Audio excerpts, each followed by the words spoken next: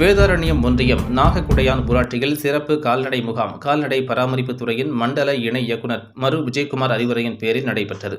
இந்நிகழ்ச்சிக்கு உதவி இயக்குநர் மரு அசன் இப்ராஹிம் மற்றும் ஊராட்சி மன்ற தலைவர் ராஜேந்திரன் தலைமை வகித்தனர். கால்நடை உதவி மருத்துவர்கள் மரு சண்முகநாதன், மரு முருகேசன், பாலசிங்கம் முன்னிலை வகித்தனர். இந்த முகாமில் கால்நடை நோய்களுக்கு எதிரான தடுப்பூசி போடுதல், நோயுற்ற கால்நடைகளுக்கு சிகிச்சை, பசு மற்றும் எருமை இனங்களுக்கு செயற்கை கருவூட்டல், சினை பரிசோதனை, மலடு நீக்கம், கால்நடைகளுக்கு குடற்புழு நீக்கம், ஆடு மற்றும் கோழி தடுப்பூசி ஆகியவை போடப்பட்டது. இந்த முகாமில் 500க்கும் மேற்பட்ட கால்நடை பயன்பெற்றன. இதில் சிறந்த கால்நடை கன்றுகளுக்கு பரிசு வழங்கப்பட்டது மற்றும் சிறந்த கால்நடை பராமரிப்பு உரிமையாளர்களுக்கு மற்றும் மேலாண்மைக்கான விருது வழங்கப்பட்டன. மேலும் விவசாயிகளுக்கு கால்நடை வளர்ப்பு மற்றும் பராமரிப்பு குறித்த ஆலோசனைகள் வழங்கப்பட்டது.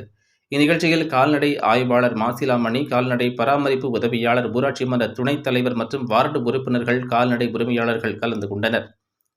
செய்திகளை துல்லியமாகவும் உடனுக்குடனும் தெரிந்து கொள்ள நாகை 24 நியூஸை சப்ஸ்கிரைப் செய்து கொள்ளவும். நாகை மாவட்ட செய்திகளுக்காக நாகையிலிருந்து RS இளங்கோவன்.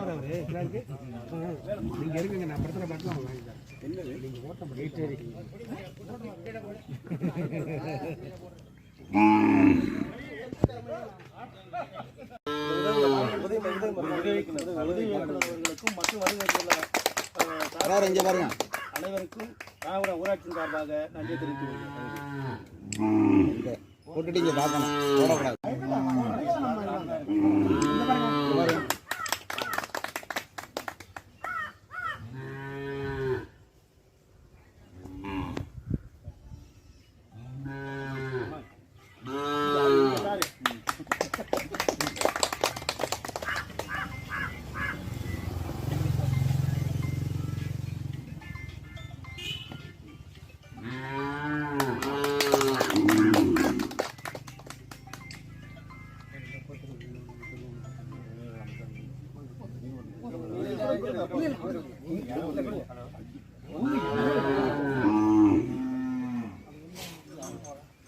அவ்வளோண்ணா முகாமில் இருக்கிறேன். நான் கூப்பிடுறேன்.